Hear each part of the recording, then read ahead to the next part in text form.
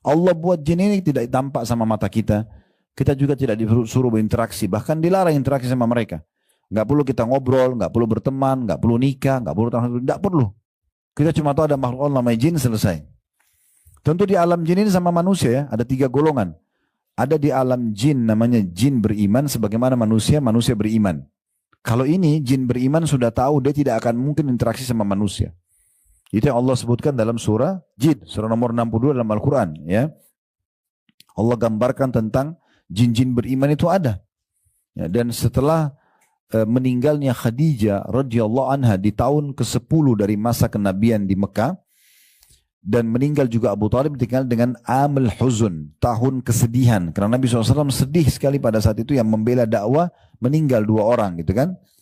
Maka Allah subhanahu wa ta'ala menghibur Nabinya Muhammad SAW dengan 2 kejadian besar. Kejadian yang pertama masuk Islamnya jin Nusaybin. Nusaybin ini wilayah di Irak. Dan yang kedua kejadian Isra dan Mi'raj. Nah, Isra Mi'raj sering kita dengar, tapi jin Nusaybin ini masuk Islam tidak jarang orang dengar ya.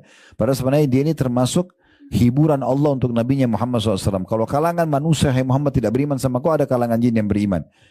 Tetapi di sini Nabi SAW tidak menyuruh kita, ayo nih ada jin yang masuk Islam, kenalan sama mereka.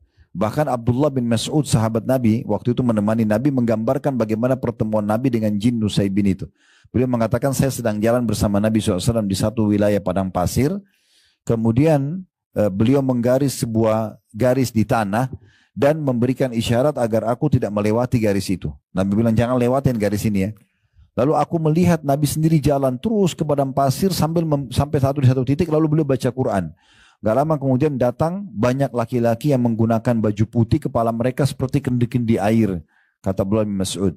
Duduk mengerumuni Nabi, mendengarkan ayat, dan Nabi mengatur mereka dengan tongkat beliau.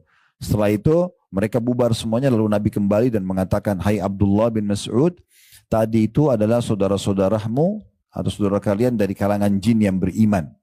Ya, dari kalangan jin yang beriman. Berarti ada mereka beriman. Tapi Nabi tidak bilang, hai Ibnu Mas'ud, ayo kesini yuk, kenalan sama mereka. Enggak ada.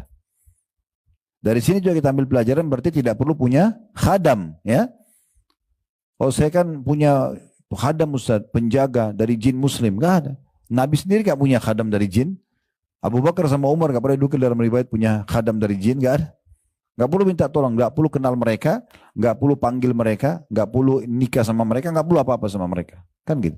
Nah dukun-dukun ini ya karena mereka harus menjadikan sebagai iblis sebagai pimpinannya, ini kalangan jin, maka dia pun bergantung sama mereka, gitu ya. Jadi ada jin beriman, ada orang mukmin beriman. Ini dua-duanya sudah saling tahu, tidak akan interaksi. Ibu makin belajar agama makin tahu, oh saya tidak perlu kenalan sama jin, sudah selesai kan gitu.